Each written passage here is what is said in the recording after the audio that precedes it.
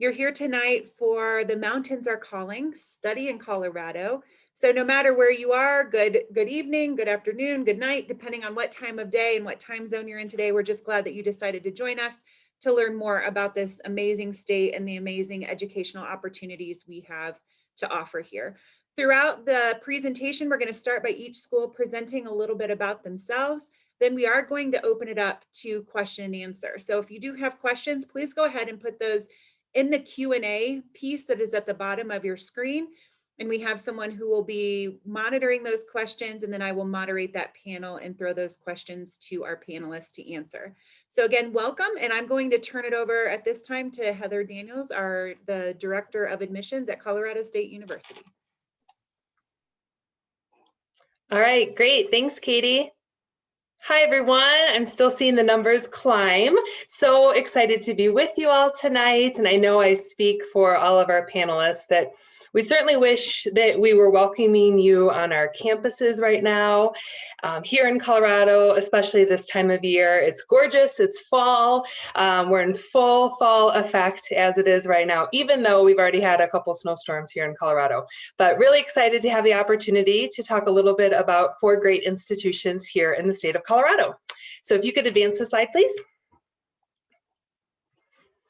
All right, so tonight's presentation will be from 4 schools here in Colorado. Colorado School of Mines in Golden, University of Colorado Boulder in Boulder, University of Denver in Denver, and finally Colorado State University in Fort Collins. So what I wanted to do is just start off with a little bit of a geography and lingo lesson for you all. First of all, Denver is our capital city. It's the largest city in Colorado where I-25 and I-70 intersect. The Denver International Airport would be the airport that you would all travel into if you were flying in to visit any of our schools. And if you look at the map in front of you, all of the areas in the green and the brown are primarily mountains and forests, and we call that the western slope here in Colorado. And then anything to the east of the mountains is the Front Range and the Eastern Plains. All right, next slide, please. All right, so one of the reasons that we wanted to come together and talk a little bit about our schools is really to highlight the state of Colorado. And of course, we're all a little bit biased, we're Coloradoans ourselves, but I wanted to highlight some of the things that we think are pretty special about Colorado. And the first is definitely our sunshine. We truly do have over 300 days of sunshine a year here in Colorado. Even on our snowiest and rainiest days, the sun peeks out even for just a little bit of time. So whether you're seeking an urban playground, or looking for more of a rural mountain town, you've got it here in Colorado. Recently, U.S. News and World Report did their rankings of the top places to live in the country for 2020, 2021. And in the top 5, 4 of those cities were actually here in Colorado, and 3 of them are where our schools are: Boulder, Denver, and Fort Collins. So with such easy access to ski resorts and mountain towns, it's pretty easy for us Coloradoans to live as though we are on vacation all of the time. Close to so many of our mountain resorts, which have hundreds of ski slopes, not to mention hiking, biking, snowboarding, you name it, we've got it. I recently heard someone say that if it ends in ing, you can do it here in Colorado. And finally, I wanted to talk a little bit about our mountains here. So if you haven't heard the term before, a 14er is a mountain over the height of 14,000 feet. And there are actually 91 total 14ers in the United States, and 58 of them are right here in the state of Colorado. All right, next slide, please. Okay, so I've already talked a little bit about U.S. News and World Report and how they have ranked out of the top 5 4 of those cities here in Colorado. So we're pretty proud of that, but there's some other rankings that I wanted to just take a moment to highlight. Recently, Colorado has been ranked number 1, best state economy, number 2, most educated state, number 3, best state for doing business, and number 8 for being most innovative and for infrastructure. So as you can see, we're all pretty proud of everything that there is to offer here in the state of Colorado. Hopefully you like what you've heard so far, and now we have the opportunity to tell you a little bit more about each of our schools. So with that, I'm going to turn it over to my friend Dale from Colorado School of Mines. Hello, everyone. Really excited that you're joining us this evening and really excited to be on this whole event with such great schools. And that's one of the things that you'll pick up as we go along, that this is such a well-attended event because you've got four amazing universities in an amazing place. And that's kind of makes this a lot of fun. And since I go first, I get to brag that the other folks you're going to hear from tonight are just absolutely fabulous human beings in their own right, outside of just the awesome schools that they represent. So again, pretty fun to be here with you. We can go to the next slide, please. So a little about Mines. We are consistently ranked one of the brainiest schools in the country. We are a place to come get your nerd on. We are absolutely a STEM focused institution. And so if the STEM or STEAM degrees, engineering, computer science, any of the green energy degrees or classic energy degrees, any of those kinds of things, we're a wonderful place to come study for that. But we're really focused on those areas. So we have some wonderful rankings. You're going to hear about some rankings for some other folks as well. Money Magazine just ranked us the #4 best engineering school in the country.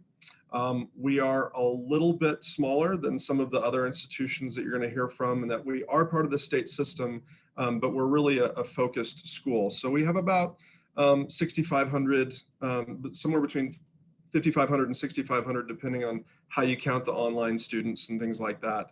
One of the things we're best known for is return on investment. So students that come here have pretty phenomenal return on investment. We're bumping up against $70,000 annual starting salary average for our four-year graduates or our bachelor's degree program graduates. It's about 15,000 more than that if you want to look at average starting salary for students that come out of our 4+1 master's programs or our traditional master's and doctoral programs. Next slide, please. One of the things that we really focus on is what we call our signature experience. And this is basically a 4-part series, if you will, throughout your entire experience here at Mines. And it begins with what we call our cornerstone. It's much more than a welcome to Mines. It is truly establishing the other experiences that you're going to have throughout your time here at the institution. And it really dives into the beginnings of some wonderful research projects, as well as some different internship exploration. And you get to explore different majors. So one of the things that at Mines is the first year study is fairly similar for all of our different majors. And it really lets our students, it allows our students to explore different opportunities, because we hear all the time that students know they want engineering, or they know they want computer science, or they know they want to dive into some kind of research, but they're really not sure what. That rolls into our field session, which really helps explore group dynamics, as well as studying and the undergraduate research portion as a group and a team. Then that rolls into our undergraduate research and our internships. Over 80% of our undergraduate students are involved in some type of internship while they're here. And that really leads to why many of our students are getting multiple job offers when they're ready to graduate. And then it culminates in a capstone. And if you want to play around with the website, I invite you to Google senior research projects through the capstone program, because they are phenomenal. Next slide, please. So we are definitely a competitive institution. You can kind of see what we call our middle 50% there. And so that's kind of the mid-range of scores of the test scores and GPA that students are coming into or applying to Mines with. I will be the first one out of the gate to mention that we are absolutely test optional this year. And when we say test optional, and I'm pretty sure all four of us work this way, we are test optional for admissions, and we are test optional for merit scholarships. So we've built two completely different matrices for the admission process and the merit scholarships. So just a quick tip: if your test score is not at least at the midpoint of our middle 50%, so around a 1400 SAT or around a 31 ACT, my advice to you is don't send it, or don't send the test scores. They're not going to help you for either one. Or if you've already applied and you applied with a test score, but you'd like to have us change that, email us, call us, let us know. We're happy to make those adjustments. But really, truly, test optional means just that. If you think it's going to help you, great, send it in. If you think it's not, then leave it out, and we've got 2 complete systems for you. So really wanted to drive that thought home. And then you can see some of our different hashtags and helpful information there. So excited to be with you tonight, and I will turn it over to our next speaker.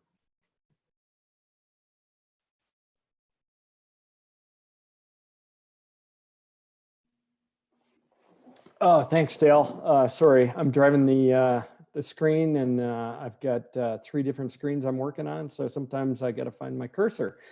But thank you, Dale, and thank you to the wonderful audience that's joining us tonight. I am Clark Brigger, the Executive Director of Admissions at the University of Colorado Boulder. And yes, it is truly this beautiful almost every day here in Colorado. And you'll hear us talk about that. And as Dale mentioned, what great colleagues that I get to share this opportunity with. These are people that I enjoy hanging out with. And you know, tonight we're hanging out, but even off time. So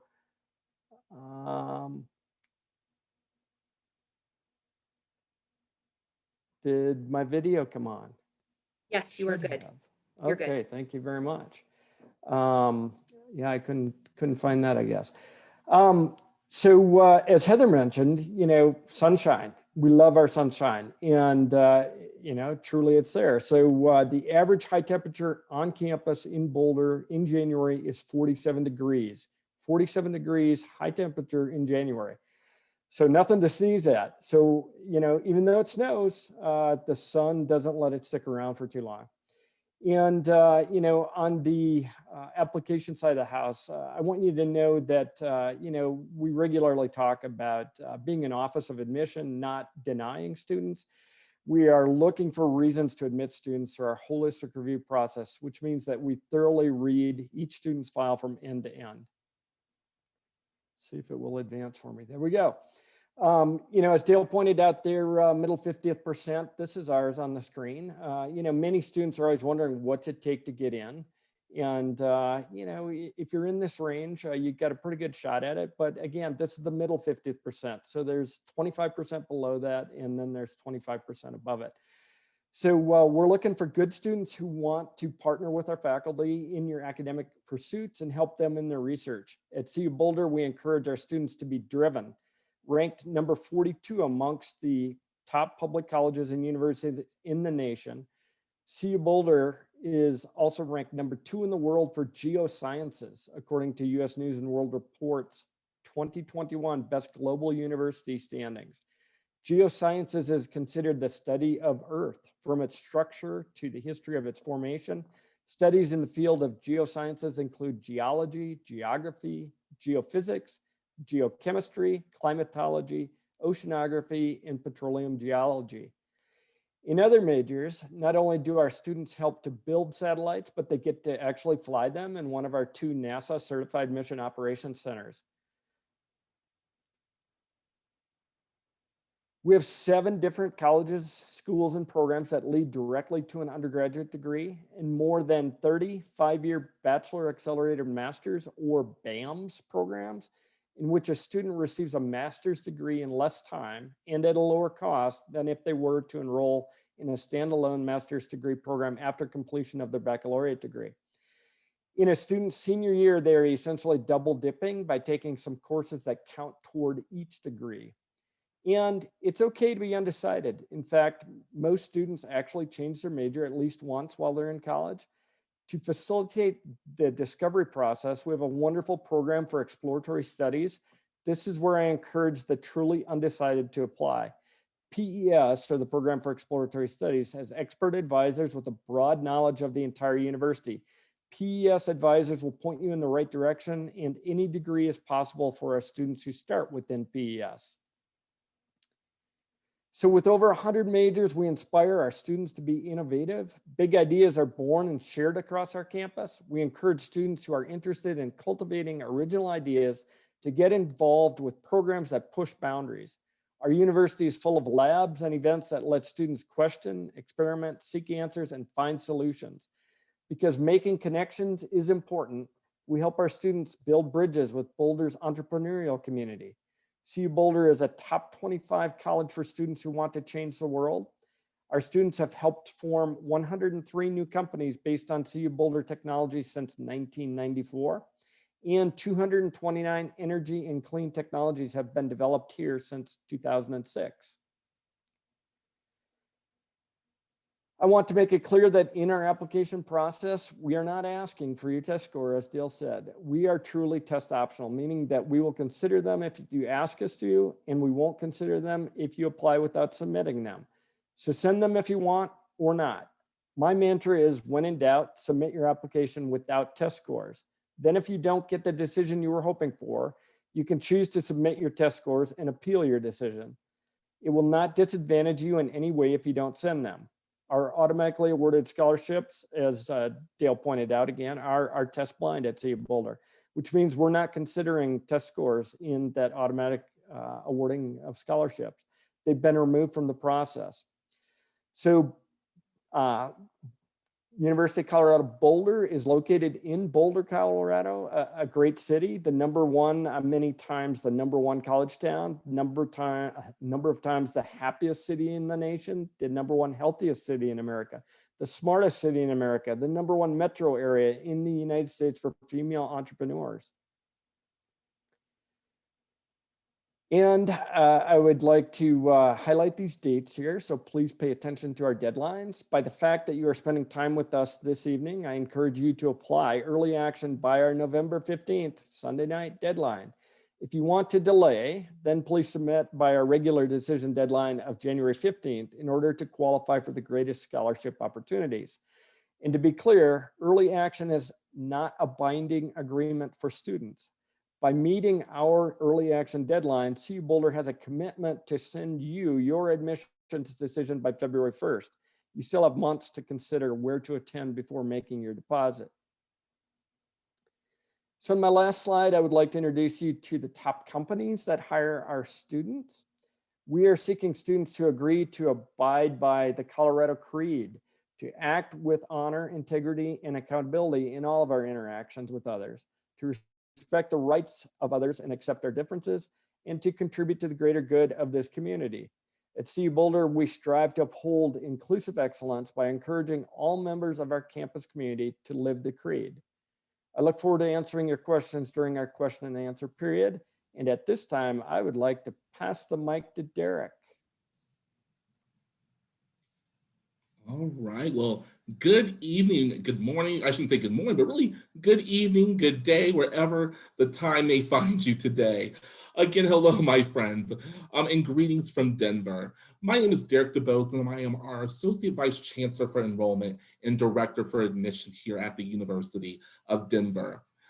In the midst of some challenging times for we as a country with multiple pandemics that we are living in, this is still an exciting time for us at the University of Denver. It's an exciting time to celebrate you and your future at DU. We are a university that is truly on the move, and that's something that we like to talk about. Of course, we are a university on the move that's celebrated as one of our nation's top 80 universities. Our students are intellectual, they're fun, they're curious, they're adventurous, and they come from all 50 states and places abroad with a variety of interests. Next slide, please. Of course, at the University of Denver, you will find your home, housed in any one of our 5 academic units that feature over 100 majors ranging from the visual and performing arts, humanities, social sciences, business, natural sciences, engineering, and so much more. We do have it for you on our campus. And of course, when you apply to Denver, aside from a few select majors such as nursing, business, you are admissible to all of our degree programs, making it easy for you to explore and find your fit. Our students often double major and have added minors and concentrations to round out their areas of interest. I always find it so interesting when I'm talking to our students on our campus, they're saying, you know what, Derek, I'm majoring in business on our campus, but I also have a concentration in hotel management and hospitality. It's just so amazing to watch our students really come together and celebrate so many different areas of interest and expertise. And, I'm so glad that they're enjoying themselves and having that experience on our campus. Next slide. Of course, at the University of Denver, we believe in making your academic experience about you. We're not too big and we're not too small, just that right fit for any student. Our average class size is 22 students. Faculty to student ratio is 12:1, and nearly all of our classes are taught by a full-time faculty member. So we are very proud to have a great intimate classroom experience, but also our faculty that truly care about you as students. It's not uncommon for us to see our professors and faculty hosting students not only in their classroom settings, but also outside the classroom space to get to know you and to have the opportunity to truly put theory into practice on our campus. Next slide, please. At the University of Denver, our students, I believe, are truly students of the world. We're located just 15 minutes away by light rail from downtown Denver. And for our students, they have easy access to countless internships and co-op experiences. Our city is among some of the Forbes top 100 corporations. Over 71% of our students complete one internship by graduation, and they are active outside the classroom in student life and service learning, with over 2,000 of our students participating in one of over 120 service learning opportunities at the University of Denver. So if you have a passion for service learning, getting involved and connected in your community, I think we have the right place for you to take advantage of some of those opportunities, both on our campus, but also in our great city. Next slide, please. With our students being of our global society, it's only fitting that we rank number 3 in the nation for students studying abroad, with over 150 different programs and with over 52 different countries. So you might find our students studying abroad in Europe. You'll find our students in Belgium. You'll find our students in Spain. Our students are really taking advantage of some amazing experiences. And what I also appreciate is the ability for our students to take advantage of internship experiences while they're also traveling and living abroad. It's not uncommon for you to find our students participating in a year-long student abroad experience. Some may take advantage of a half-year experience or an immersion experience during a winter or a short-lived summer break. It's such a great time just to see the maturity in our students when they return back to our campus after studying and living abroad. Next slide, please. And of course, just to give you a quick snapshot of our current first-year students, they had an average GPA of a 3.7, an SAT of a 1280, and an ACT of 29. The middle 50% of our class had between a 3.6 to a 4.0 range, SAT of 1200 to 1370, and an ACT between a 27 to 32. So what that means for you as a student, that academically 25% of our students rise above that threshold, 25% of them do fall below that. So I always encourage our students, when you're going through the application process, don't get yourself too worked up. Demonstrate the best you that you can be, and it's all going to work out. We're going to see you for who you are and get to learn you both from an academic standpoint, but also the character that you'll bring to our campus. And we also welcome our transfer students with a competitive GPA of a 3.3 for admission. So maybe you go somewhere else next year and realize, hey, I may have made a mistake. There's still opportunities for you to come back and visit us at the University of Denver. And of course, we do bring some great competitive scholarships also available for our transfer student population. Next slide, please. And again, in closing, folks, I thank you so much for joining me today, and I hope that we can continue this conversation. Please feel free to reach out to me or any one of my colleagues at the University of Denver. Our university email also shared in the chat box shortly here, but of course it's admission@du.edu. Of course, I also can't wait to invite you to come visit us on our campus when hopefully we have the opportunity to reopen and host our visitors soon. In the meantime, we host a variety of virtual events and platforms, student panels, engagement opportunities with faculty and staff. We look forward to getting to know you better and continuing this conversation. Thank you for joining me, and go DU. I'm now going to turn the floor back over to my good friend, Heather. right, thank you, Derek.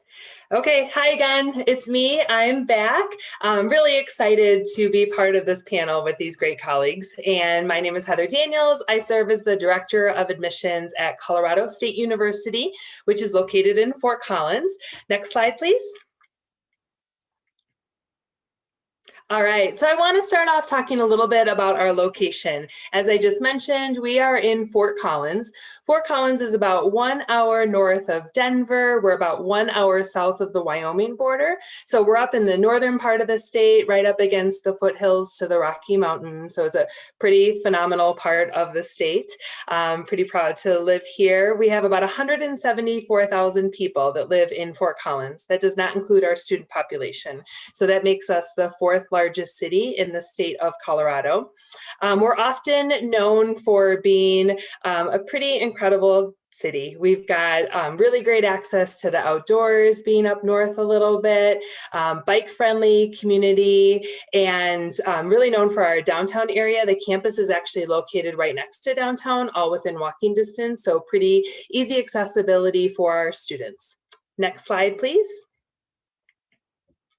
All right, so now I want to shift gears and talk a little bit more about our institution. So Colorado State University is considered a large public research institution.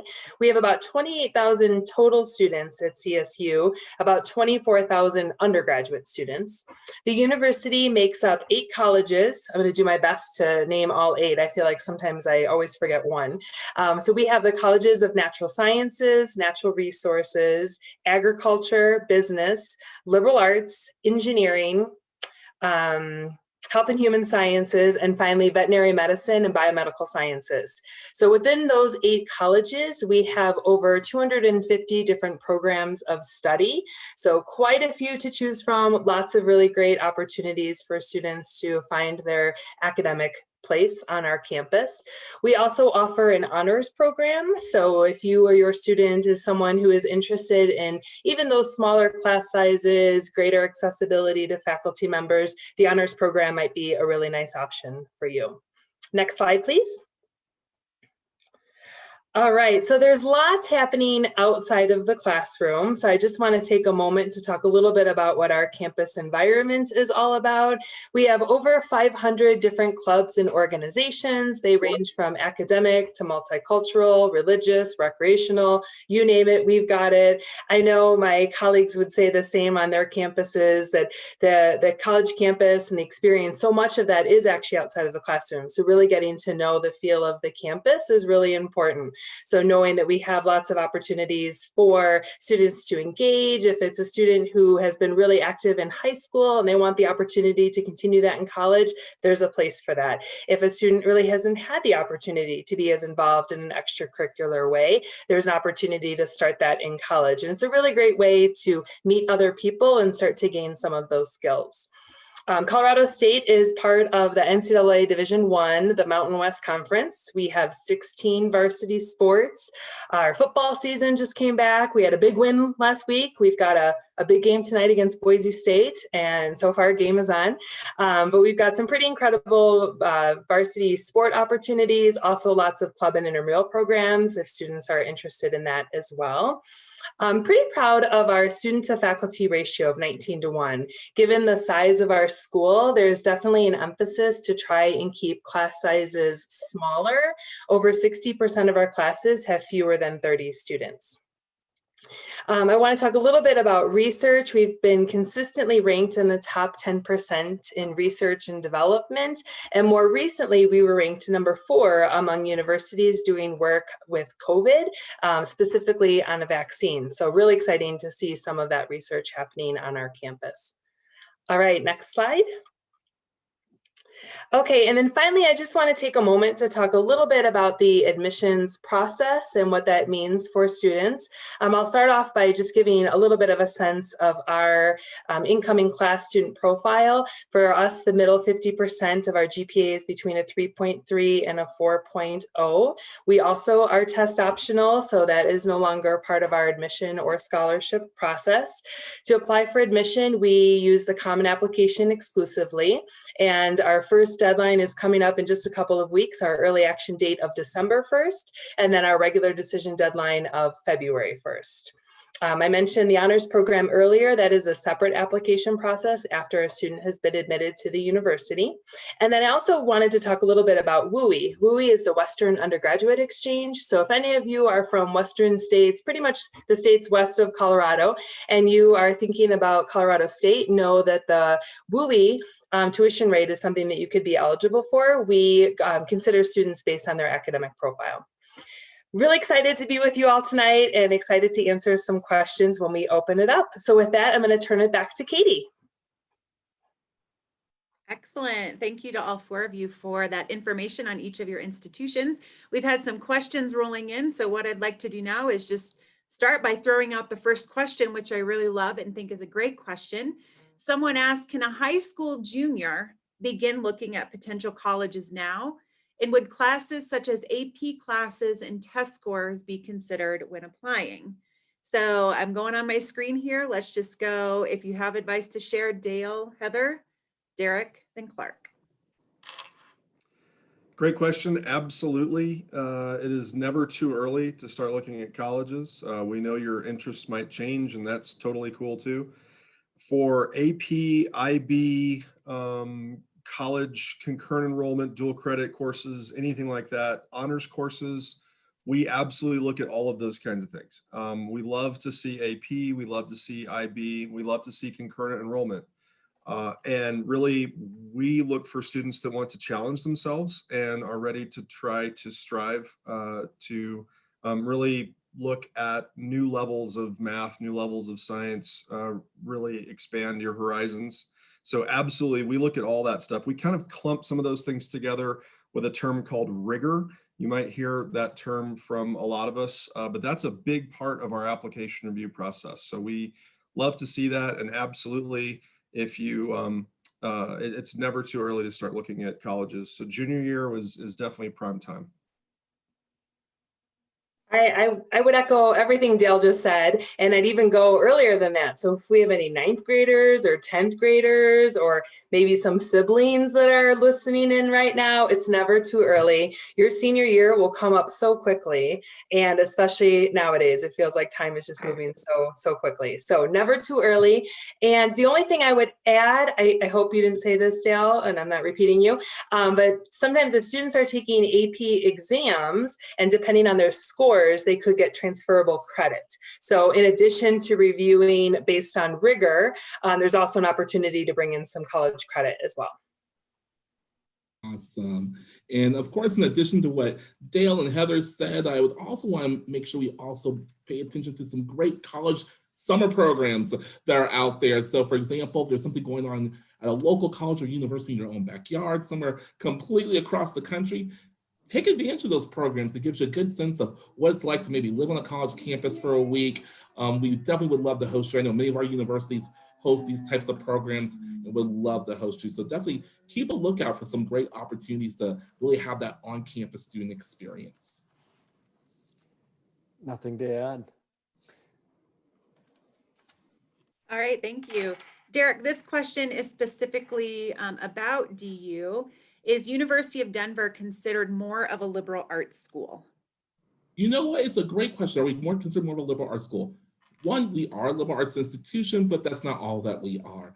At the University of Denver, we are also a world research university as well. So our students can have a strong foundation in the liberal arts on our campus, but maybe you're passionate about for example, engineering or the sciences. You're also going to have that opportunity to take advantage of those robust programs on our campus, but also with having the city of Denver right there at your disposal, the opportunity to really get out there, participate in some great internship experiences, and really put that theory into practice on our campus. So thank you for that question, and definitely we look forward to hopefully seeing you on our campus soon. Thank you, Derek. Question for all of you, probably fairly similar on each campus, but what are the current policies on visiting each of your college campuses? So this time, why don't we go Heather, then Derek, Clark, Dale. All right, so unfortunately, we don't have any in-person visits on our campus and don't have any scheduled in the near future. I'm hopeful for the spring, but also fairly realistic and not sure where we'll be. So in place of that, we offer quite a bit of virtual programming for students. And I know so many of you, we all are zoomed out. But one of the things that I would have added to my previous answer is this is such a great opportunity to get to know schools that maybe you wouldn't have considered before because you were only thinking about schools that you would actually go visit. So all of us across the country have found new ways to engage with prospective students without being able to meet with students in person. So definitely take a look at those. I think we could probably all pop into chat the ways to connect virtually. But as it is right now, there's no visitors available on our campus in Fort Collins.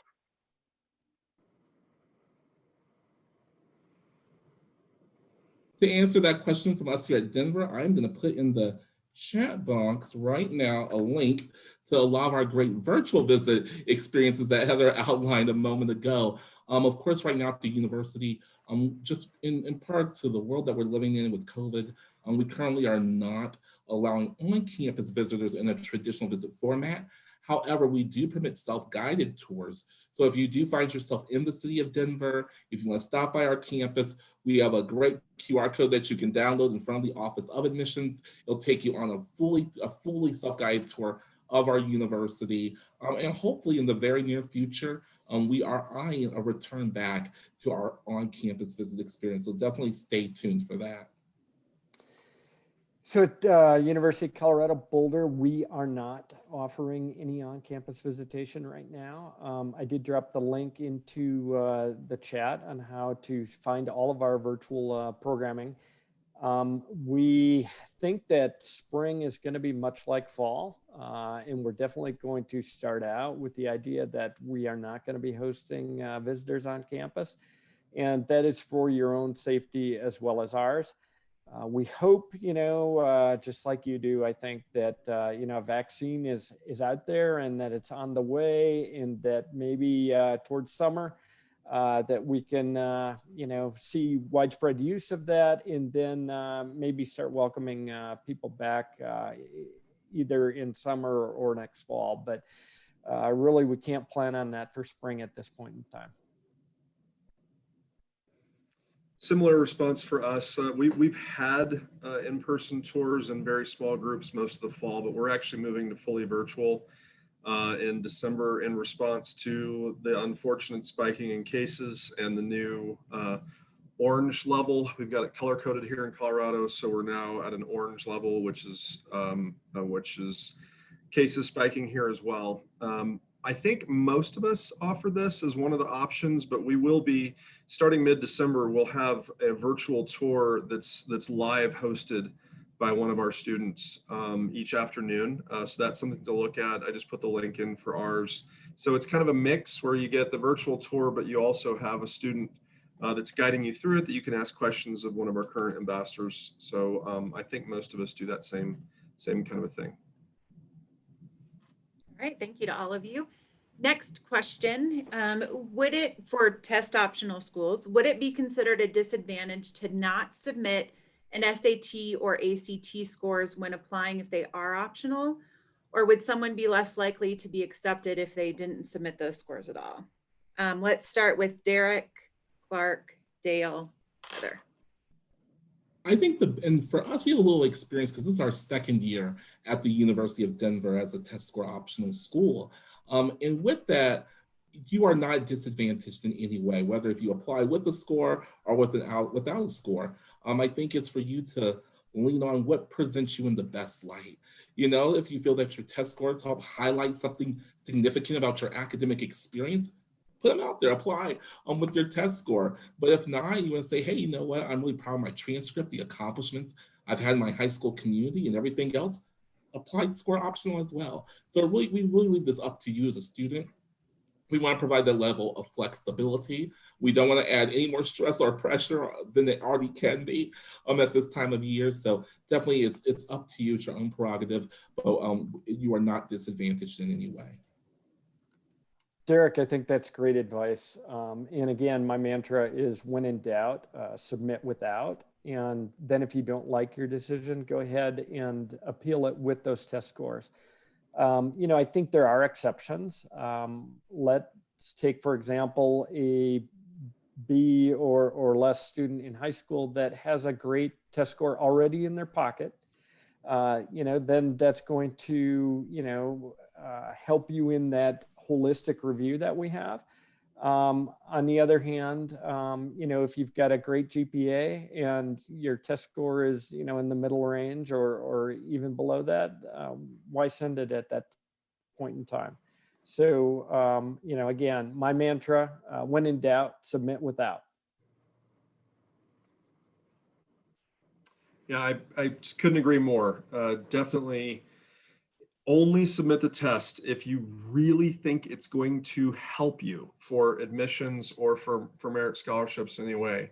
And a great barometer for most of us is look at our middle 50% of our students that are coming in or that are applying to the institution. We have that middle 50% range posted on all of our websites in some type of a first-year student profile. And if your test is really at the middle or higher, then there's a good chance it's going to help you, right? If it's below the very middle of the middle, then it's probably not going to help you, right? So that's kind of our helpful tip. But I just strongly would go with what Clark and Derek said is if you have any doubts at all, just leave it out. Do not send it. There's no need for it. Nothing to add there. They took care of it. Perfect. All right. So we're going to stay on this trend with applying to universities and submitting materials. So in your opinion, what would you say is your biggest priority when looking at a student's application? Grades, their grade trends, essays, other items, and so on. We'll go this time, Clark, Dale, Heather, Derek. Yep. So again, we review holistically at CU Boulder. So, we're going to start with the transcript. Everything starts with the transcript. What was your course sequence? What are your grades? What was the rigor of those courses? And, what was that highest course in that sequence that you attained? Did you demonstrate that you knew the material well? Then everything beyond that comes into play, your letter of recommendation, your essays, everything that you put into that file, your activities, your leadership, your level of achievement in those activities. And those activities can include work outside the home and, the reason behind that work, different things like that. So I'm going to pass. All of that, Clark really covered it in a great way. I would say that one of the things we try to do through the holistic review process is determine were students using what they had available at their disposal in their given situation to the best of their ability, right? So we try to understand through all of the different pictures that Clark just mentioned, is this student really doing the best they can for their environment? We also really look at rigor, and that's that piece on the transcript of has the student attempted really difficult math courses, difficult science courses. We require pre-calc trig and some strong sciences, but really, truly, we'd love to see calculus and we love to see higher level math because our core curriculum here at Mines is tough, right? And on purpose. And that's part of why our students do so well when they graduate and move on. But that piece is really important. All right. Agree with what Dale and Clark just said. The only thing I would add to that is within the application, there are different opportunities for applicants to tell us a little bit about their academic story. For CSU, we call it the academic explanation. That's what we review during that holistic review part. And really, that's what kind of pulls it all together. That's you telling your story. And for a student, it's your opportunity to really advocate for yourself. So use that time to tell us about that one semester. I think for years, we're all going to be hearing about spring 20 and maybe fall 20 as well. So whether you're a freshman, sophomore, junior, wherever you are in the process, make sure you tell us a little bit about what might be happening so that we can put some context to those grade trends. Absolutely. I agree with all my friends and the responses they've given already that grades, they make a difference. So that transcript is important. But one of the trick of the trade that I always love to use, and of course we're holistic review as well at the University of Denver. And so when I'm reading a student some transcript and their profile and their full application, I kind of do it in reverse order a little bit and go to your personal statement to give me a sense of who you are as a student. It gives me a little bit of a sense of what your story is, your background, what you're coming from. So not only do I get to know, who James may be, I may also get to know, what his background is, the types of activities that he's in, and how that complements his academic experience. So definitely something that I do love to look at. And to Heather's point, we also do have an additional component to our application. If you choose to participate through Zeemi, it allows you to have an interactive experience where you can post videos and other content just to enhance your application just a little bit, to give our admission officers just a sense of who you are and your own personal story. Thank you. All right, we have a couple of questions here about WUI, Western Undergraduate Exchange. So for Clark and Heather, any chance CU Boulder will join WUI in the future? And Heather, someone specifically asked, is the SAT or ACT and GPA required for WUI at CSU? So we'll start with Clark and then go to Heather. Yeah, CU Boulder is not part of WUI, and I do not see it in our near future. I think that's enough said there. Okay, and I can jump in there. So test scores are not required. So similar to my colleagues, we are not using test scores for admission or for scholarships. And our criteria for WUI has just finally been established because we do treat it like an academic scholarship. So if you are coming from one of the states in the western part of the country, and I'll pop some links into the chat, as long as you have a 3.4 GPA or higher, you are automatically going to receive the WUI tuition rate. So it's an automatic consideration. Students do not need to apply for it automatically. We do that, or they don't have to apply for it. They're automatically considered. Thank you. So question for all of you, what is the percentage of first generation students on each of your campuses? And how do you support first generation students? So I forget where we left off. Clark, have you gone first yet to answer a question? Yeah, I did. You did. Okay, we'll go Dale, Heather, Derek, Clark, trying to throw around the goodness there. So we have about 30% of our applicants each year are going to be from what we would consider underrepresented groups. About 38% of our applicants will be female. And we have a myriad of different support programs for students, whether they are first gen, are coming in for through our multicultural programs. If you feel like you're going to need some extra academic support, we have support through our Academic Support Center.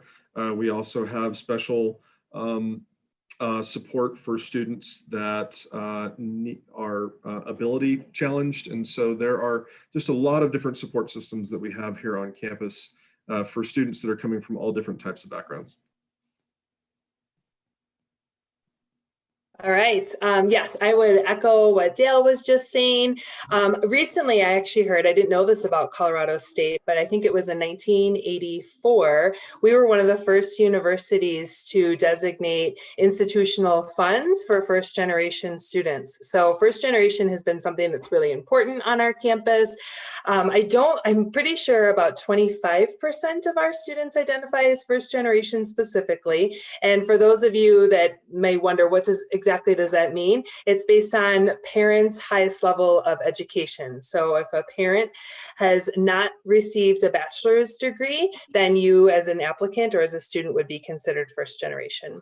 So similar, lots of really great academic support services available for first generation students. We actually offer a first generation award as well for students. So I'll pop some links into the chat.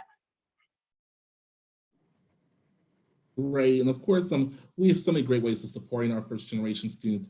At the University of Denver, just shy of 20% of our current freshman class are classified as first gen students that are currently on our campus right now.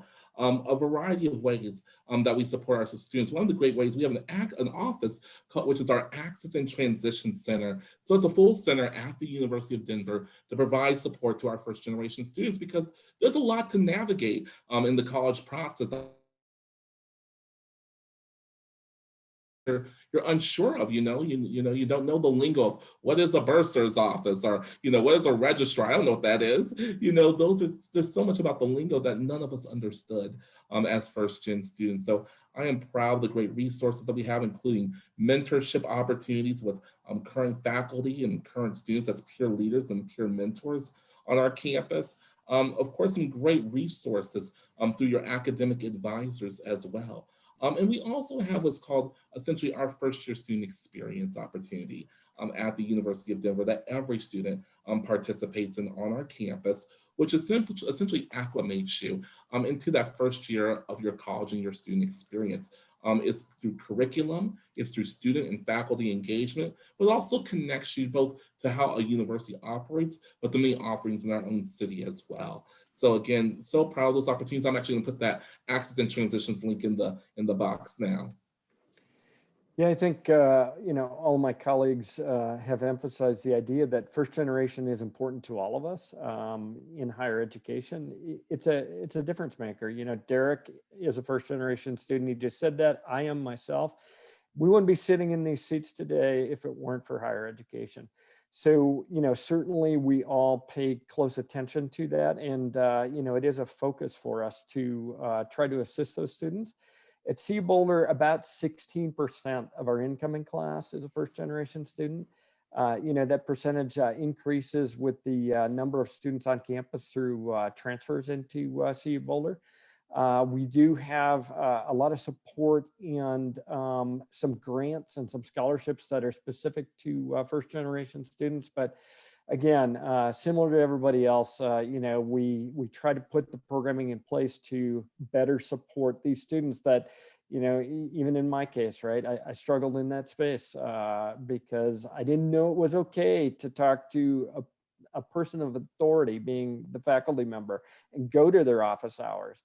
And when you come from a more educated family situation, you've got that encouragement from home. But when you're a first generation student, you're trying to figure all that out on your own. Thank you all. I love this question for each of you. What traditions are students most passionate about on your campuses and excited about? We'll go this time, Heather, Derek, Clark, Dale. All right. I love this question too, Katie. Thank you for asking. So traditions at Colorado State. So the first one I want to mention is actually one of my favorites. So for any football fans out there, typically the football season kicks off with what we call the Rocky Mountain Showdown here in Colorado, and it's Colorado State versus University of Colorado Boulder. CSU has not been very successful in the last few years, but it's been a really fun experience. And the game is typically held in Denver, where the Broncos play. And this year was going to be the year where it was coming back to alternate on campuses. And then because of COVID, it didn't happen. So next year, Clark. And then the other one that I wanted to mention is that CSU was founded in 1870. So we're a fairly old university. And when we were founded, it was a school of agriculture, and our mascot used to be the Aggies, and now we're the Rams, but we have an A that's painted on the foothills just west of the city. And every year the students paint the A. So it's a tradition for students to go up the hill and paint the A. So that's one of my other favorite traditions. I forget whose turn. I think we just lost I think Derek. we lost Derek. You want to go ahead, Clark? Yeah. So I think, probably the thing that people look at the most when it comes to CU Boulder and a tradition is running with the buffalo and Ralphie.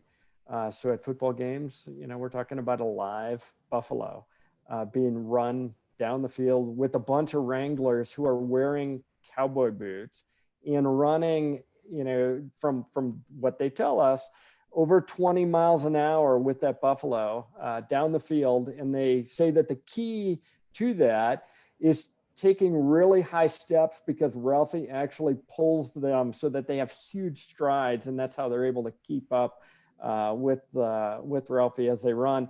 And then, you know, we've also got Chip, who tours around campus, basically someone in a mascot type of uniform, and you know, messing around with Chip in all kinds of social engagements. So. And certainly, you know, there's just tons of other things at all of our campuses. But Dale. One of the fun ones, funny enough, since a lot of us are kind of along the foothills, you know, we're located in Golden, Colorado. So we're kind of halfway from downtown Denver. We're about 40 minutes away from Boulder. So kind of a great setting. We have an M for Mines up on the foothill, painted there, and it's lit up every night. One of our big traditions is the M Climb for incoming first-year students. And so each of our first-year students bring a rock from their home state or home city, wherever they're coming from, and we take it up the mountain with them and then place it there at the M. So that's kind of a big thing. But probably the most fun and the most talked about is our E-Days festival. So every year we have a festival that includes concerts and a sort of a march down by the Capitol in Denver. So it's not just, it's bigger than Golden, if you will, but it includes concerts. It includes a concrete and cardboard canoe race that our students put together, and all kinds of stuff around science and engineering. So some really cool stuff that goes on during that time. Derek, welcome back. Glad you could get back on. Please feel free to go ahead, and we're still on the tradition question, so please feel free. It's great to be back. I know we're all living through some challenges with Wi-Fi and technology and just computer shutdowns during working from home and going to school from home, like many of us are. Of course, some of my favorite traditions at the University of Denver. One is our winter carnival.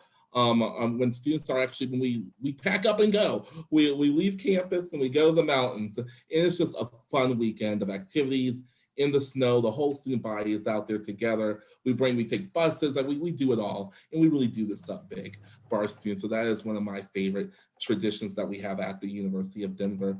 Another, of course, is homecoming. I was a college cheerleader back in the day myself, so of course I would be remiss if I did not have an affinity and a love for homecoming myself. It's great to see our students, not just our students, but really the engagement between our alumni on our campus that are so passionate about our students and helping them achieve their career goals. So we actually have a huge career festival with our alumni and current students to really kind of mentor and build that bridge for our current students to career and future opportunities once they leave their time at the University of Denver. And of course, we're a hockey school. Of course, as you know, we won a national championship a few years ago, so we're still holding on to that and savoring that. And our students, of course, love our hockey traditions on our campus.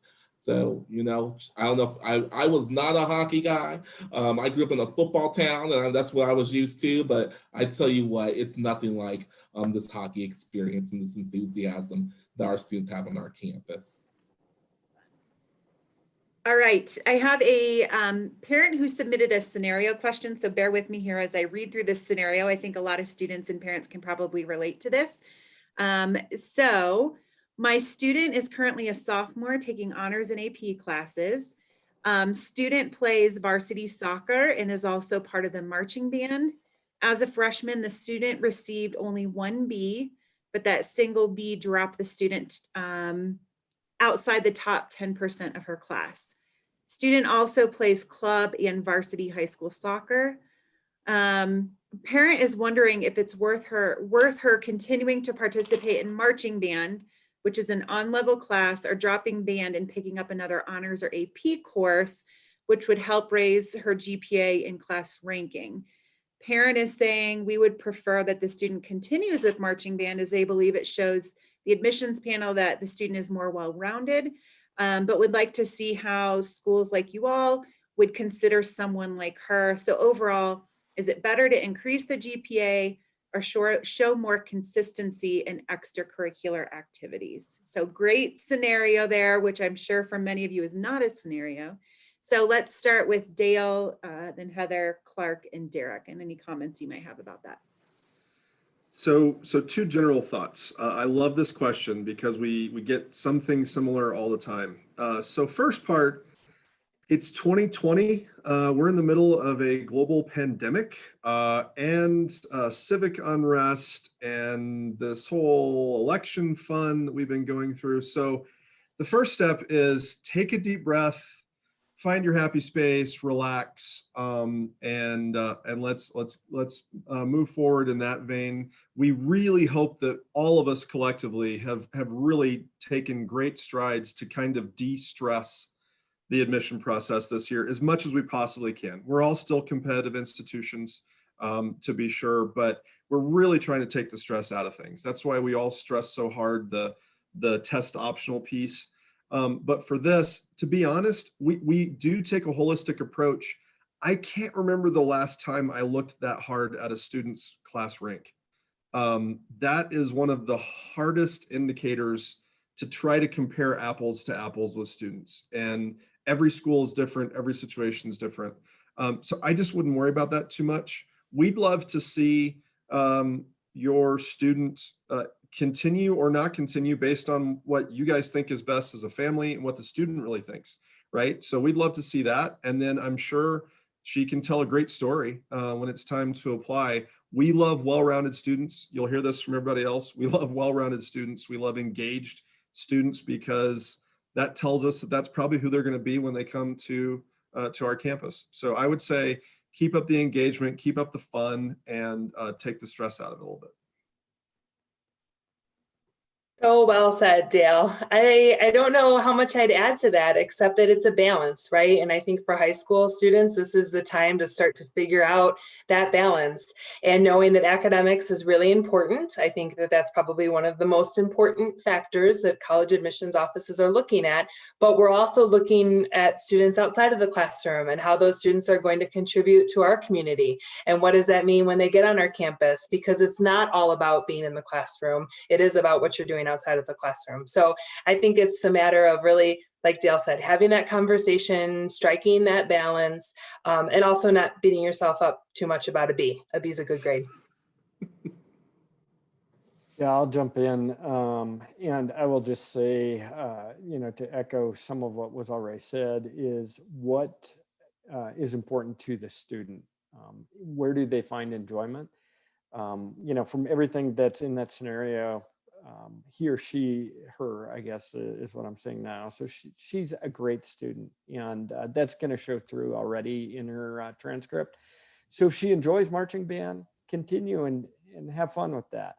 And yeah, take some stress out of your life. I am a parent of 3 kids who graduated from college.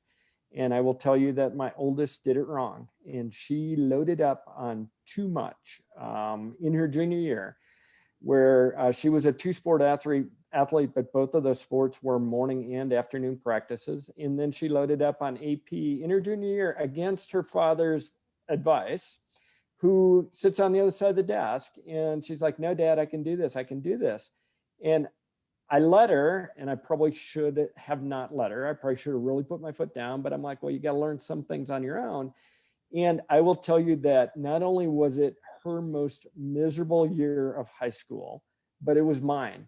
Because when I was going to bed at 11 at night and knew that she had to get up at 5 a.m. for morning practice, and I had to take her there and she was still studying, I couldn't go to sleep, and I was frustrated for her own health and her own welfare.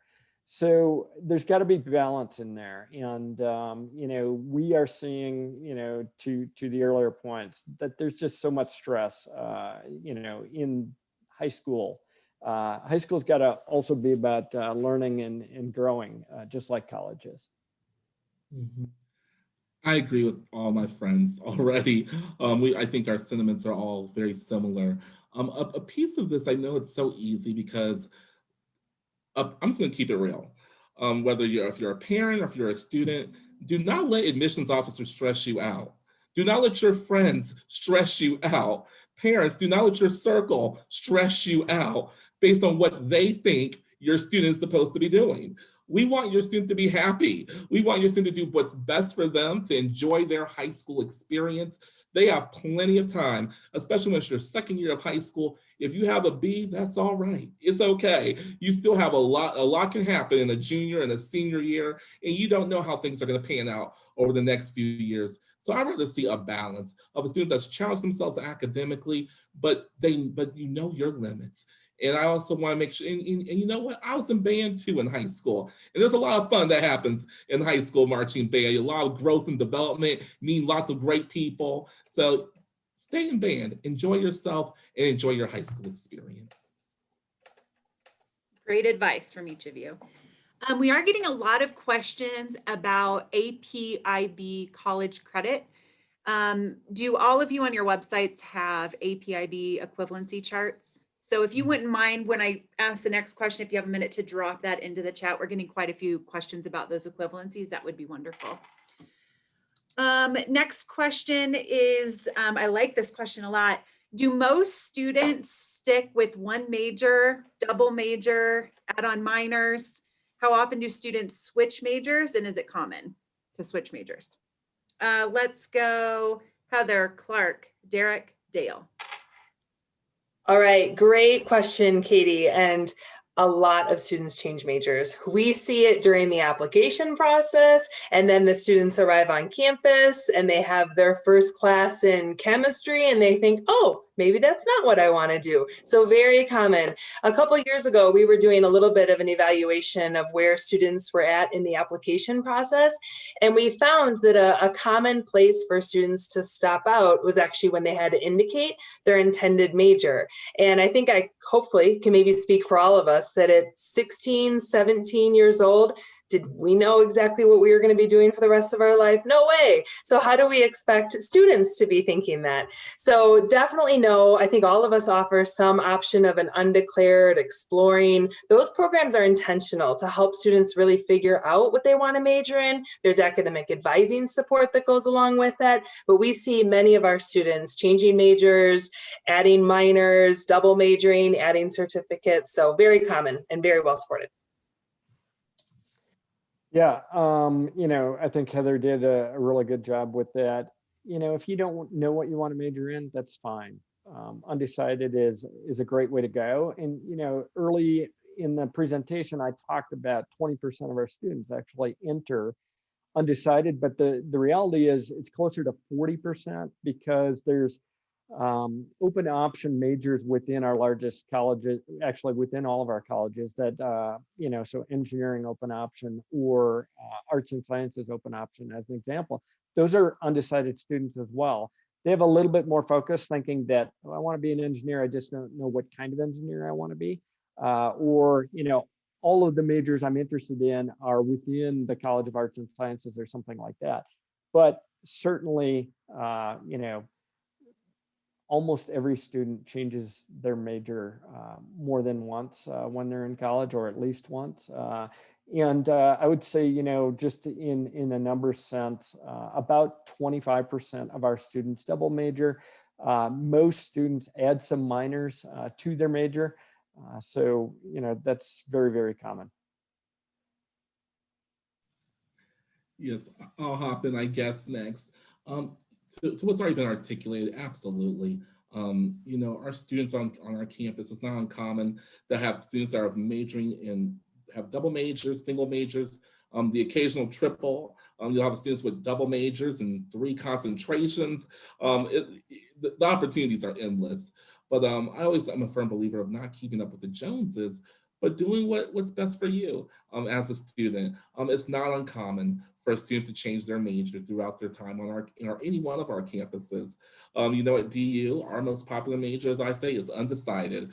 It's not uncharacteristic for us to not know exactly what it is that we want to do or what we want to pursue when we're 17 or 18 years old, and that's all right.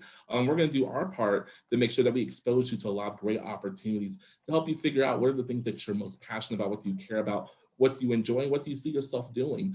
We know in terms of, we look at folks that are graduating from high school and going on to their college careers that on average, the current student will change their jobs and change careers anywhere from 8 to 12 times throughout their lifetime. So we want to make sure that all of our campuses are preparing you to do just that, to be students of the world, to gain those experiences, and to be able to adapt to whatever may happen in the world and what's happening in the world around us.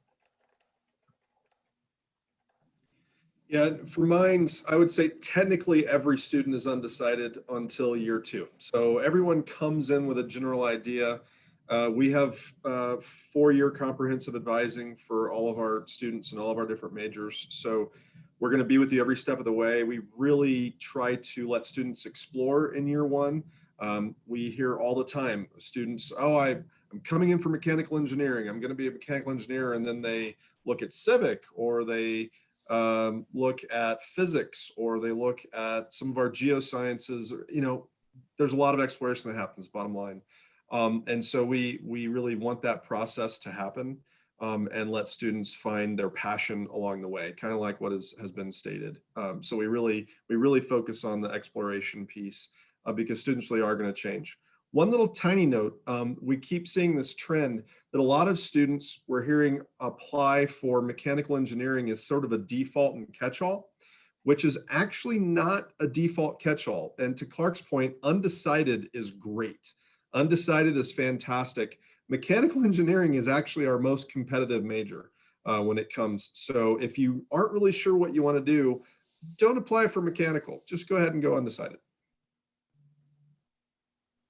Dale, it's like I planted this for you to set up this next question. So great segue. But we've had a couple questions about what majors are the most competitive at each of your schools. So this time we will go with Clark first, Derek, Dale, then Heather. Yeah, our most competitive major is aerospace engineering.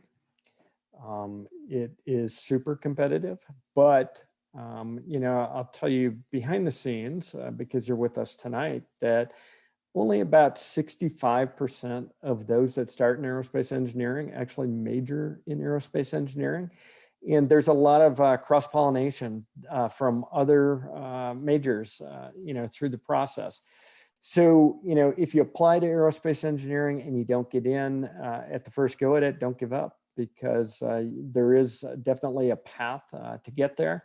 And, you know, a lot of people think that they want to fly airplanes, or they want to be an astronaut or something like that, and they have to be an aerospace engineer. But I will tell you, because of my experience of flying in the Navy for 20 years, that you don't have to be. I was a mathematics major, history majors, you know, English majors.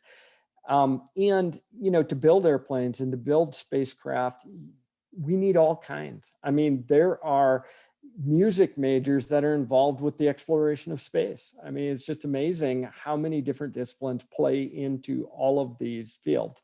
So, you know, I guess I'll pause and I'll give up the floor, because there's just so many. Go ahead, please. I would say for us at the University of Denver, business, of course, is one of our most competitive academic programs, but also our hospitality management program at the university, of course, one of the top tier hospitality programs in the country.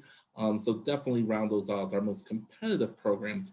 But what I always remind our students too is when you're navigating this process, I think it's on that nature of competition that a lot of us have. Like, I have to do the most competitive thing on their campus, and I always remind our students to, you know, figure out what's best for you, and that could be the most selective piece of our campus. It could also be one of the more easier accessible pieces as well. So definitely make sure you're doing the things that you enjoy doing and see yourself pursuing for a lifetime.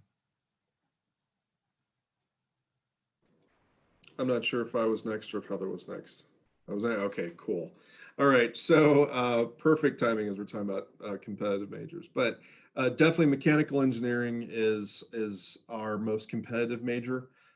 There's for the younger students on the line tonight, there's a good chance it will be a limited major next year. In other words, there will only be a certain number of spots. I will say, just kind of a spin, our fastest growing majors are the environmental sciences and or excuse me, environmental engineering programs, and then computer science.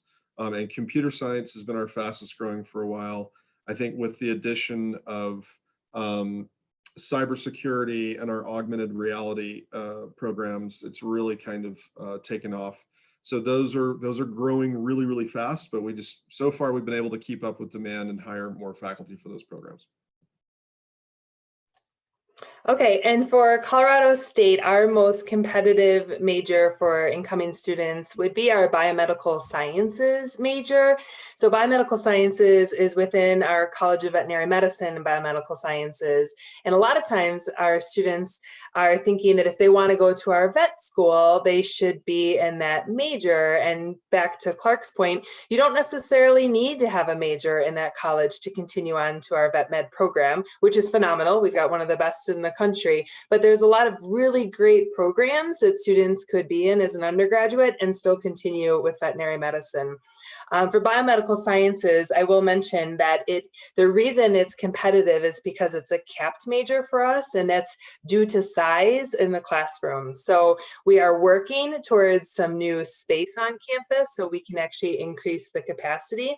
But one of the things that's really great about our biomedical sciences program is that there's 3 concentrations within: anatomy and physiology, environmental public health, and microbiology and infectious diseases. So all of those programs are also kind of timely right now. So it's definitely a popular program at CSU. Now I just want to go back to school and study all these different things. That's what I really want to do. We've had a lot of questions coming in about schools' demographics. So if each of you would take a moment to talk a little bit more about race and gender statistics, diversity on your campuses, in-state versus out-of-state percentages of international students, and any of the other of those stats that you would like to share. Clark went first. We're going to go Derek, then Dale, Heather, then Clark. All right, so let me try to remember the full profile off the top of my head. I'll probably put it in the box here, but we're really proud of our student body and the shape of our class at the University of Denver. I know I highlighted some of those academic pieces of it, but going more so into the look and shape of our class, 26% of our students at the University of Denver identify as a student of color on our campus. So of course, we're very proud of the diversity that we feature and foster on our campus, but also within the city of Denver, which of course is our location. So that also lends itself to great opportunities for our students and the vibrancy of our university community. When you're looking to male to female demographics, the ladies are winning on our campus at the University of Denver. Around 52% of our students identifying as female, the remainder identifying as male at the University of Denver. Looking in terms of the shape of our students, like where our students come from, they come from all over the world at the University of Denver. 4% of our students are international. 1/3 of our students come from the state of Colorado, with the additional 2/3 coming from outside of the state of Colorado. So we do have a large out-of-state student population on our campus, students coming from all over to take advantage of the great resources and opportunities that we have here in the state of Colorado. Awesome. So we're very proud that we had our most diverse from an ethnic standpoint, our most diverse class ever this year. About 28% of our incoming students identified from underrepresented groups. We have the largest Society for Women Engineers chapter in the country, but we're about 30% female as a campus, about 70% male. Unfortunately, that's way outpacing women in STEM fields as a career path in many of the career paths. And since we are exclusively a STEM institution, we are trying to push the envelope because we don't want that to be the case anymore. And so we are really focused on gender balance as an institution and really supporting women in all the different STEM fields that we offer. For the state of Colorado, the state system schools require a certain percentage of our students be from within the state of Colorado. So each year you'll see about 52 to 54%, somewhere in there, of our students coming from Colorado. And then, of course, all the rest of the states across the country are represented. And about between 8 and 10% of students overall, including our graduate programs, are from different countries around the world. And any given year, that about 50 and 80 countries. Now, obviously, with COVID, that may take a huge change this year. We'll have to kind of wait and see what that looks like. But that's typically what we look like. So a lot of representation globally. Okay, I think I'm next, and I'll pop some statistics in the chat as well, but I'll provide some information based on our student body this year. So we have about 24% of our total body that identifies as a race other than white. I think I mentioned earlier about 25% of our students that identify as first generation. About 68% of our students come from the state of Colorado, and then that 32% come from all 50 states. Last year we had one student from Rhode Island, and I was like, yeah, we got our 50th state with Rhode Island. So if anyone from Rhode Island is here, welcome. Thank you for being here. Also international students, I'll echo what Dale said. We've seen a dip in international students over the last couple of years. I think this year we welcomed about just under 100 new first year students from all over the world. And I'm trying to think if I think that covered all of the statistics. I'll add some more into the chat. So I think it's my turn. I want to start with if there is a student online or a family online from North Dakota, or if you know any students in North Dakota, please send them to CU Boulder, because we missed that state last year. And, you know, I always want total representation, and, you know, occasionally we don't get one of those states, but that's just a fun little nuance that those of us in admissions pay attention to. So, you know, I did drop a link in the chat related to our institutional research website that has a whole bunch of Tableau dashboards that you can play around with, and you can find out a whole bunch of information on there. You know, roughly any incoming class is about 48% female, 52% male, somewhere in that range. We strive to be about 55% students from Colorado, 45% from out of state. You know, we're trying to increase the number of international students. That's definitely taken a hit. Students of color, similar to Mines, you know, we set a new record in this last cycle, and we've had an increasing trend for a number of years, but just over 28%, you know, students of color in our incoming class in this last cycle. Again, that being a record. Yeah, you know, just take a look at the link that I dropped, and you can find out so much more information. This next question, near and dear to my heart, because it revolves around folks not being able to visit campus. A couple of people mentioned last year they've tried to visit all 4 of our schools, but COVID hit and they weren't able to attend. But they are saying application deadlines are coming closer and coming due. Have you seen a reduction in applications this year due to the current situation? And then another question on top of that, are those who deferred enrollment for fall 2021, will it affect those who are currently applying for the fall of 2021 class? We'll go Dale, Heather, Clark, Derek. We are about 5% down in applications, so quite frankly, not a huge difference year over year so far. We only had, I mean, we didn't have a large enough number of students wanting to defer for next fall that would ultimately change or affect how many students we're accepting for this year. We're kind of building those deferred students into our model for support and class, necessary classes and things like that. So I really wouldn't see either of those factors playing too much. Since it's part of the question, I will just say for all the seniors on the line tonight, our priority deadline was extended because of COVID and because of all the wildfires until November 15th. So you have 3 days to go. If you're looking at Mines, I would really, really, really encourage you to hit that priority deadline if you're looking at Mines. I think I was next. Yeah, okay. So sorry that you weren't able to come to campus last March. I know we all wish that you were there. So I'll echo what we said earlier, check out our virtual events. And one thing I don't think any of us have mentioned, but we all have full staffs of admissions counselors who are assigned to different states, different regions throughout the country. So if you are looking for a contact person, besides us, reach out to your admissions counselors. We could probably add that link in as well, but it's a really great way to make a connection with someone on campus. Another thing I would mention is that a lot of us will connect our current students with prospective students. So if you are from North Dakota and you want to talk to a student who's attending one of our schools, they came from North Dakota and you want that perspective, do that as well. The counselors can help make those connections. So sorry, I went off track there, Katie. I'll come back.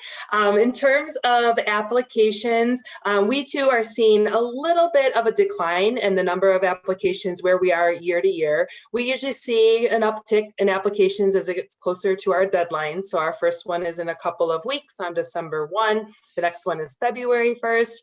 And then the only thing I would add is that I think most colleges and universities across the country saw a dip in enrollment for this past fall. So we all want to make up that difference. So if you're concerned about admission and thinking about those seniors from last year who might be taking your place, I don't know if that's necessarily the case at our institutions. Certainly not at Colorado State. I think I'm next. As a Common App school, the Common App hosts about 900 different institutions. And I'll tell you that we recently got a newsletter from them that said that applications are down on average by up to maybe 10%. That's not as true for institutions that are in the West, and they consider us in the West in that sense. So right now our application volume is up. We are up about 20% right now. So interest is high. And I think part of the reason interest is high is because we're not in a big city. We're in a suburb. We're 30 miles from Denver, and the outdoors is outside our campus. You walk across the street and you're in the Flatirons, those mountains behind me. I took that picture last February. You are literally that close to the outdoors. So I think the idea behind that is, the pandemic is transmitted faster in large, metro areas. But anyway, so we are figuring, like Heather said, we're figuring the deferred students into our current application pool, but we're also down in enrollment, and that's true of so many of us. So therefore, I think that the opportunity is really the same as last year's class. Those deferred students are not taking your seat. They're taking the empty seat that was not filled last year. So, I wouldn't worry about that from the standpoint of most of us, especially on this call. Great points by everyone. I think to some of the points that have been made, every school is living their own story right now. And these are definitely some unique times for us in college admissions. We are fortunate right now at the University of Denver. We're running about 5% ahead right now. And so of course that could change any day, but we have been very fortunate throughout this cycle to consistently be in that range there. This past year, of course, it was interesting watching the class dwindle day by day because of COVID. In the end, we ended up flat. So we were right at the number. Unfortunately, we came up under by 10 students in terms of our freshman class, but our transfer student population saved us and pulled us back up. So that was a good testimony to have in that situation. But of those students that deferred from last year to this year, we, just like many of my peers here on the call, we've built that into our model. So that's not going to impact you. You're not going to say, okay, oh my gosh, that means is that a couple hundred fewer spots available at their university because of these folks that chose to stay at home or not to travel to our campuses this fall. That will not be the case. So and it's not just, of course, I want you to apply to all of our schools, but I know there's a lot of awesome other universities that are out there too. So, if a school is a reach, take your shot. This year, anything is possible. So definitely do put yourself out there. Don't be afraid based on what happened last year. This year is a completely different year, and it just may work out in your favor. All right, interest of time, I saved this question for last because I really like this question. I think it's a good wrap up, and I'm curious to hear what you all have to share. But someone asked, with regard to the shifting landscape of college admissions, what are you hopeful about or looking most forward to in the coming years? So I'll let y'all think for a second, and then whoever's ready to go. I won't tell you in order this time. I'll let whatever it strikes, feel free. So I'll jump in. Certainly we're all very familiar with the change in demographics, and we also know that things don't change overnight. And that most of the numbers that we see in details like that from like WICHE as an organization are based upon, to a high extent, upon birth rate, and don't take into account the movement of the population from state to state and immigration status and things like that, international students and different things like that. So one thing that I'm really excited about and hopeful for is really the diversification of America at a national scale. We all understand that that is super important, not only to higher education, but to the world's economy and our local economies. We're very, very supportive in those ways. We all are becoming more diverse, and therefore we all should become more educated and more caring and thoughtful in that space. And that really brings me a lot of hope. I'll jump in. I would say there's a vast array of evidence that would support the idea that an educated society leads to a better society in so many different ways. And I think for many decades, the whole arena of higher ed has been overly focused on how competitive it is to get into an institution. And while Mines is a highly selective institution, all 4 schools on this call this evening are doing a hell of a job with outcomes, right? That's one of the things that makes this real fun, is each of our institution have great stories to tell about what our students are doing when they leave and when they go into the world. And so I think as an industry, I think we're becoming a lot more focused on outcomes. And I think that's going to be a really positive thing. And I think the concept that we can have civil debate being brought back through our institutions is going to be huge moving forward, because I'm old enough to remember the days when I went to college, we could have fierce debates in class from very different viewpoints, and then go grab a coffee after, or if we were 21, perhaps a different beverage after. But it was about being able to have different ideas and different viewpoints and still be friends and still get along. And we've just lost that as a country. And so I'm very hopeful that each of our institutions can do a great job in that arena as well.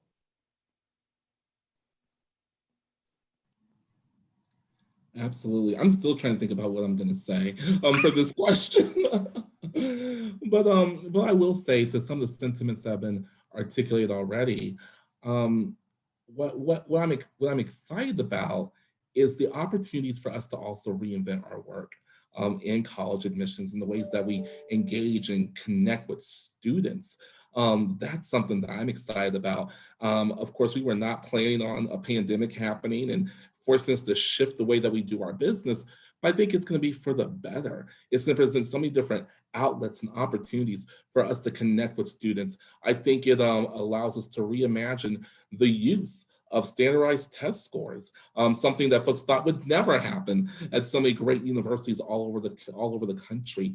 So I'm excited about what that means, not just for us as institutions and the ways that we select our classes, but for you as a student and how you get to navigate this process and to look at this with a complete different lens. So definitely excited about that. I'm excited about the demographic trends that are shifting, that Clark also mentioned in our country. That's going to be exciting. As we know, there's a lot of students that are here what we call the West. And so a lot of colleges and universities are really looking to recruit students from the South and the West. So they're coming to our own backyard to get some of our great students here in Colorado, and many great students from all over the country. So it's going to be exciting to watch that shift and that transition that's happening right now, but even more so in the next few years, and how those shifts impact our college campuses, the ways that we recruit students, and the way that we really recruit the whole family. So those are things that I'm excited about, and look forward to being a part of it with those ongoing conversations with my colleagues on the webinar tonight.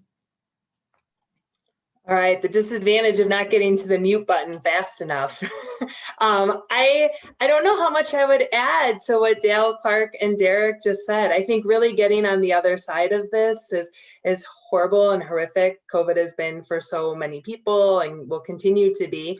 It has given us an opportunity to reimagine our work, engage with students differently, more personally, and I really like that part of it. Thinking about student success, I feel like for admissions, it's often that we're like, oh, get the students here, and then we move on to the next class. And to a certain extent, yes, that is true, but we also deeply care that students return every year and ultimately graduate from our institutions and have these amazing outcomes down the road.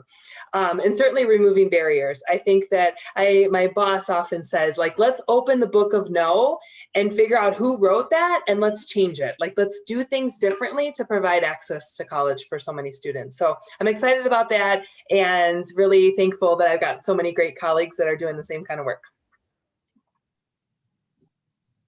Great. Well, thank you all. You excite me and energize me more to come back to work tomorrow and keep doing the work that I do. So thank you to all 4 of you for being here tonight and sharing your knowledge and information. We really appreciate it. And throughout, folks who had joined us for this webinar, Clark, Heather, Derek, and Dale all shared in the chat how you can find your admission counselor for your state, as well as general emails and phone numbers you can call. There are about 75 questions we were not able to get to tonight. You all had great questions out there. So please reach out to our schools, our programs, and ask those questions, because we want to definitely answer those for you. I also want to say thank you to CJ, who has been off camera all night, who has been organizing our questions behind the scenes. So thank you for keeping us organized, CJ. We really appreciate you being here as well. We did record this webinar. We will, it'll take its time to initialize and do what it does. But what we'll do is I will send it hopefully later tomorrow afternoon to each of the schools to post on their websites or wherever they feel necessary. So you can rewatch that or share it with others who weren't able to join us tonight. But again, please reach out, get those questions answered. We're here to help you. And we do hope that Colorado maybe is a fit for you in the future. So everybody have a great night. Happy Friday Eve. And have a great weekend. Thanks to Everyone, everybody. thank And thanks to night, everyone. Katie and CJ. Thank you, Katie. Thank you, Thanks, CJ. Katie. Thanks, CJ. Thank you, everyone.